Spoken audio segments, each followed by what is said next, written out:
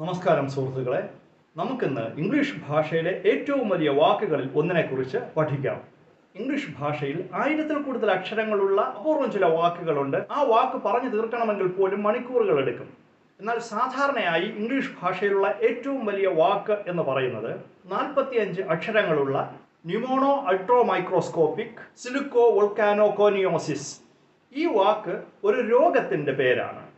കരിങ്കൽ ക്വാറികളിൽ ജോലി ചെയ്യുന്ന ആളുകൾക്ക് കരിങ്കല്ലിൻ്റെ പൊടി ശ്വസിച്ച് ഉണ്ടാകുന്ന ഒരു തരത്തിലുള്ള ശ്വാസകോശ രോഗമാണ് അൾട്രാ മൈക്രോസ്കോപ്പിക് സിലിക്കോ വോൾക്കാനോ കോനിയോസിസ്. ഈ വാക്ക് നമുക്ക് സാവകാശം ഒന്ന് പറഞ്ഞ് അതിൻ്റെ ഉച്ചാരണം എങ്ങനെയാണെന്ന് നോക്കാം. ന്യൂമോണോ അൾട്രാ മൈക്രോസ്കോപ്പിക് സിലിക്കോ വോൾക്കാനോ കോനിയോസിസ്. കുറച്ചൊന്ന് ശ്രമിച്ചാൽ വളരെ വേഗം നമുക്ക് ഈ വാക്ക് ഉച്ചരിക്കുന്നതിന് സാധിക്കും. ന്യൂമോണോ അൾട്രോ മൈക്രോസ്കോപ്പിക് സിലിക്കോ വോൾക്കാനോ കോനിയോസിസ്. മനസ്സിലായി എന്ന് വിശ്വസിക്കുന്നു. വീണ്ടും ഇതുപോലുള്ള വാക്കുകളുമായി ഞാൻ വരും. നമസ്കാരം.